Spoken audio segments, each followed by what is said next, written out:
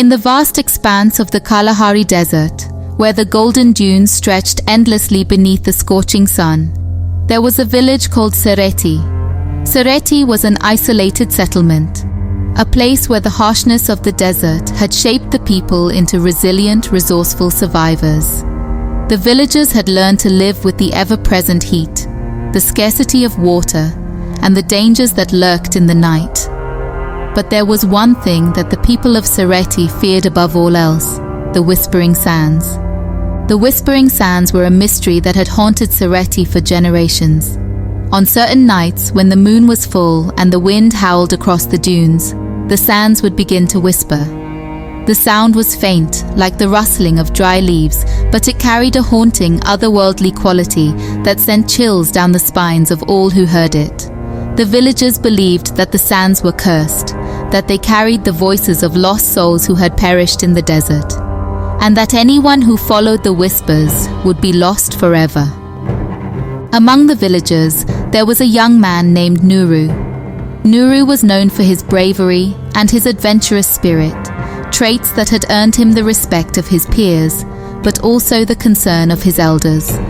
He had always been fascinated by the stories of the Whispering Sands, intrigued by the idea that the desert might hold secrets that no one had yet uncovered.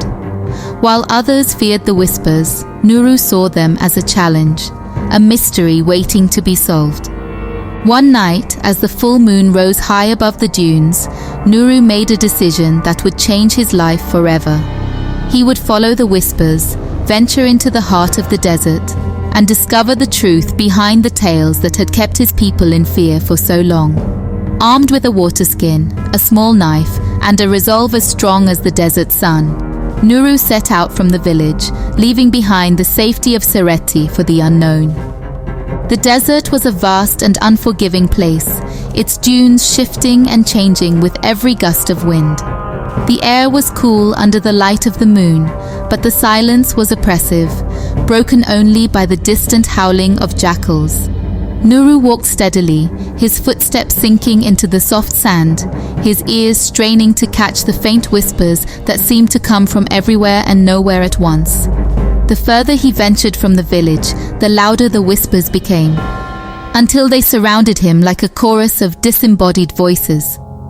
As the night wore on, the whispers grew clearer, and Nuru realized that they were not just random sounds, but words. Fragments of sentences spoken in a language he did not understand. The voices seemed to beckon him, drawing him deeper into the desert, guiding his steps with an invisible hand. Nuru's heart pounded in his chest, but he refused to turn back. He had come this far, and he was determined to see his journey through to the end. Hours passed and the landscape began to change. The dunes grew taller, their peaks sharp and jagged, and the sand took on a strange silvery hue under the light of the moon. The air grew colder and a sense of unease settled over Nuru. The whispers were louder now, almost deafening, and they seemed to be coming from a specific direction. A massive dune that loomed ahead of him, its shadow stretching long and dark across the desert floor. With a deep breath, Nuru climbed the dune, his legs burning with the effort. As he reached the top, he was met with a sight that took his breath away. At the base of the dune, partially buried in the sand, was an ancient structure. A stone temple, its walls covered in intricate carvings that glowed faintly in the moonlight. The whispers were coming from within the temple, their voices echoing off the stone walls like the wind through a canyon. Nuru descended the dune cautiously, his eyes fixed on the temple. It was old, far older than anything he had ever seen, and it radiated a sense of both power and foreboding. The entrance was a dark, gaping maw, and the whispers seemed to pulse from within, as if the very stones were alive with the voices of the past. Steeling himself, Nuru stepped inside. The air within the temple was cool, almost cold, and the light from the moon barely penetrated the darkness. Nuru lit a small torch he had brought with him, the flickering flame casting long, eerie shadows on the walls. The carvings were more detailed up close, scenes of battles long forgotten, figures of men and women kneeling before strange, otherworldly beings. their faces etched with expressions of fear and reverence. As Nuru ventured deeper into the temple, the whispers grew louder, more insistent, and he began to feel a strange pull, as if something within the temple was calling to him. The passages twisted and turned, leading him deeper into the heart of the structure, until he reached a large chamber. In the center of the chamber stood an altar, and upon the altar lay a stone tablet, its surface covered in ancient symbols. The whispers seemed to converge on the tablet, swirling around it like a vortex of sound. Nuru approached cautiously, his torch held high, and as he drew closer, he realized that the symbols on the tablet were the source of the whispers. They moved and shifted before his eyes, forming words and phrases in a language he could not comprehend. Yet, despite his inability to understand the words, he felt their meaning deep within his soul, a warning, a plea, a curse. Suddenly the whispers ceased and the chamber was plunged into an eerie silence. The air grew heavy, and Nuru felt a presence behind him, a cold, malevolent force that sent shivers down his spine. He turned slowly, his heart racing, and saw a figure standing in the shadows. A tall, cloaked being, its face hidden beneath a hood, its eyes glowing with an unnatural light. "You should not have come here," the figure said, its voice low and resonant, like the rumble of distant thunder. "The whispering sands are not for the living. They carry the voices of those who have been forgotten, who were sacrificed to protect the secrets of the desert. You have disturbed their rest, and now you must face the consequences." Nuru's mind raced as he tried to make sense of the figure's words. "Who are you?" he asked, his voice trembling. "What is this place?" The figure stepped forward, its movements fluid and unnatural, as if it were gliding across the floor.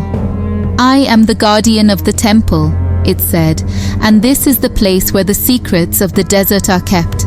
The sands whisper because they remember, because they carry the weight of the past. Those who listen to the whispers are drawn here, just as you were, but they do not leave. Their souls are bound to the temple, trapped by the curse that was placed upon it long ago." Nuru felt a cold dread settle in his stomach. He had heard stories of curses, of ancient temples and the dangers they held, but he had never believed them to be true. Now, standing in the heart of the temple, he realized how wrong he had been. "Is there a way to break the curse?" he asked, desperation creeping into his voice. The guardian regarded him with its glowing eyes, silent for a long moment. "There is a way," it finally said, "but it requires a great sacrifice. The curse was placed here to protect a great power, a power that was never meant to be unleashed. To break the curse, you must take the place of the souls that are trapped here to become the new guardian of the temple. Only then will the voices be silenced, and the whispering sands will cease." Nuru's heart pounded in his chest as he considered the guardian's words. To break the curse, to free the souls trapped within the temple, he would have to sacrifice his own freedom, to become a part of the temple itself.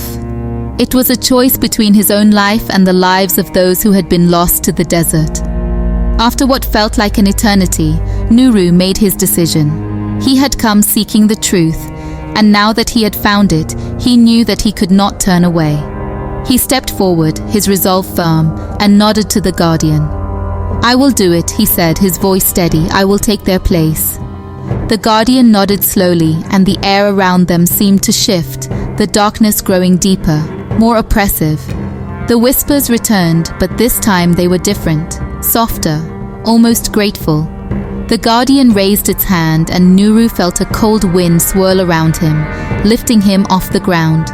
The chamber began to fade, the walls dissolving into darkness, and Nuru felt himself being pulled into the very heart of the temple. As his consciousness began to fade, Nuru heard the guardian's voice one last time, a whisper in the darkness. "Thank you, brave one. You have given them peace." The world went black, and the whispers ceased. Back in Sereti, the villagers noticed that the whispering sands had fallen silent. The eerie, haunting whispers that had plagued the village for generations were gone. leaving behind a quiet peace that had not been felt in years. They did not know what had caused the change, but they were grateful, and they offered prayers of thanks to the spirits of the desert. But there was one who did not return. Nuru, the young man who had ventured into the desert to uncover the truth, was never seen again. His name became legend, his story passed down through the generations as a tale of bravery and sacrifice. The villagers honored his memory, and the tale of the Whispering Sands became a story told around the fire on cold desert nights, a reminder of the power of the desert and the mysteries it held. And deep within the heart of the desert, in the ancient temple buried beneath the dunes, a new guardian stood watch, ensuring that the secrets of the past remained hidden, and that the whispers of the sands would trouble the living no more.